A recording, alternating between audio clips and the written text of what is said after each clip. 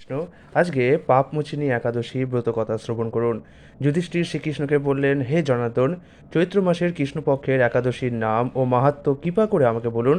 শ্রীকৃষ্ণ বললেন, হে ধর্মরাজ যুধিষ্ঠির, আপনি ধর্ম বিষয়ক প্রশ্ন করেছেন। এই একাদশী সকল সুখের আধার, সিদ্ধি প্রদানকারী ও পরম মঙ্গলময়, সমস্ত পাপ থেকে নিস্তার বা মোচন করে বলে এই পবিত্র একাদশী তিথি পাপমোচিনী নামে প্রসিদ্ধ। রাজা মান্ধাতা একবার লোমশ মুনিকে এই একাদশীর কথা জিজ্ঞাসা করেছিলেন। তার বর্ণিত সেই বিচিত্র উপাখ্যানটি আপনার কাছে বলছি, আপনি মনোযোগ দিয়ে তা শ্রবণ করুন। প্রাচীনকালে অতি মনোরম চৈত্ররথ পুষ্প উদ্যানে মুনিগণ সহ বহু বছর ধরে তপস্যা করতেন। এক সময় মেধাবী নামে এক ঋষিকুমার সেখানে তপস্যা করছিলেন।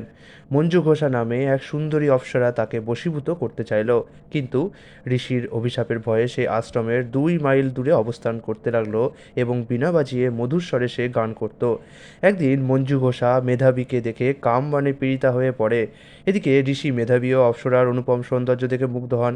তখন সেই অপ্সরা মুনিকে নানা হাবভাব ও কটাক্ষ দ্বারা বশীভূত করে কাম পরবশ মুনি সাধন ভজন বিসর্জন দিয়ে তার আরাধ্য দেবকে বিস্মিত হন। এইভাবে অপ্সরার সাথে কামক্রীড়ায় মুনির বহু বছর অতিক্রান্ত হলো।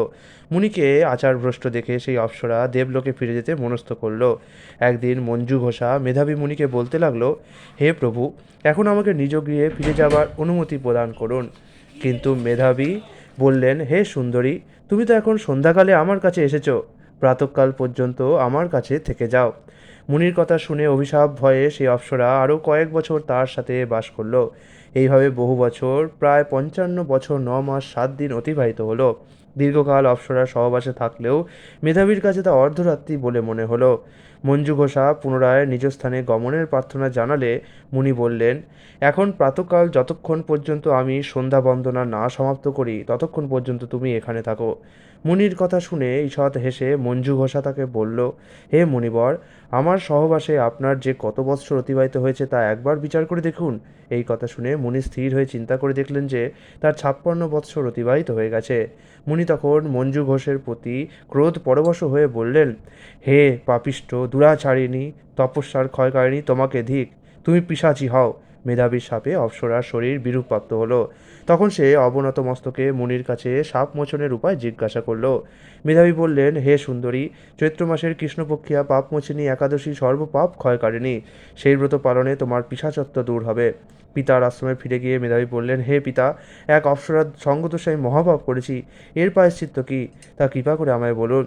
উত্তরে চ্যবনমুনি বললেন, চৈত্র মাসের কৃষ্ণপক্ষিয়া পাপমোচিনী একাদশী ব্রতের প্রভাবে তোমার পাপ দূর হবে। পিতার উপদেশ শুনে মেধাবী সেই ব্রত ভক্তি ভরে পালন করল। তার সমস্ত পাপও দূর হলো। পুনরায় তিনি তপস্যার ফল লাভ করলেন। মঞ্জু ঘোষাও ওই ব্রত পালনের ফলে পিশাচত্ব থেকে মুক্ত হয়ে দিব্যদেহে স্বর্গ গমন করল। হে মহারাজ, যারা এই পাপমোচিনী একাদশী পালন করেন তাদের পূর্বকৃত সমস্ত পাপই ক্ষয় হয়। এই ব্রতকথা পাঠ ও শ্রবণ করলে সহস্র গোদারের ফল লাভ হয়। হরে কৃষ্ণ।